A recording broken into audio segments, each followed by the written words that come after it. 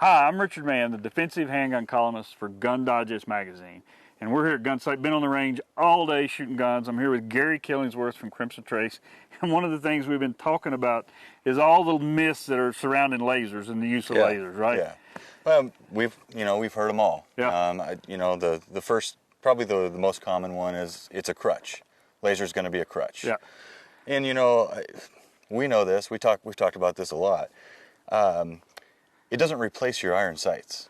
So it's an auxiliary sighting system. So well, yeah, I mean, you don't put a laser on your handgun and take your sights off. That's right. And your sights don't fall off when you put a laser on. And when you draw your handgun and present it to the target, you're drawing to the sights. That's right. You want to see that laser. Exactly. But I don't know where. If it was a crutch, it'd be real long and you'd walk with it. That's right. That's right. Well, I mean, it's your laser dot is a downrange projection of what your front sight's already doing. Most importantly, it allows you to have a target focus shooting. You don't have to switch your focus from the threat to your front sight. That's right.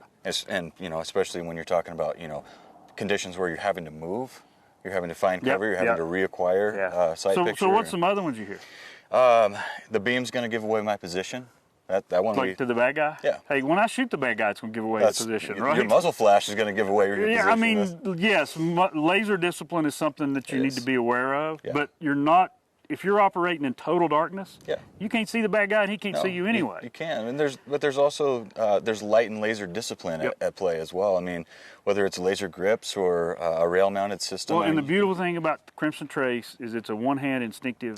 You don't have to be up here fiddling around with your gun. That's right. That's right. So I mean, every defensive handgun that I have that a laser will fit on, I've got one on it. Yeah, so. for good reason. Yeah. And you've trained with them. Yes. I mean, you know exactly what's going to happen, and you didn't take off your sights. No, they're still on the gun. They're still on there. Still on the gun. Another one that comes up quite a bit is it's going to fail me when I need it the most. It's an electronic device. Yeah. And we hear that, we understand that it is an electronic device. But it's a made in America electronic device too. It ain't made. Yeah. So and the other thing about failing you, when everything you got has the potential for failure. That's right. Your gun might break.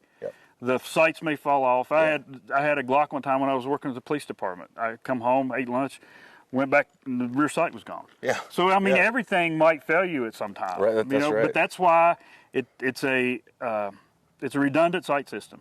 Yeah. You got the sights on your gun. You got a laser. If one of them don't work, use the other one. That's right. If neither one of them work, run. Exactly. Well, and the condition. I mean, you should know how many rounds you have in your mag. Exactly. Right? You most likely know exactly what number your cell phone's on. Yeah. So, as part of your EDC, know your system, know your equipment. If your beam is starting to dim a little bit, change your battery. Yeah. But we build them so that they're not going to fail you. Yeah. Yeah, for sure. Yeah. So I mean, do you think those are the top three myths? Those are the three most common. They come up quite a bit. So listen, like I said, I'm a big believer in laser sights. I've been using Crimson Trace sights forever, and to me, it's not an accessory; it's a necessity.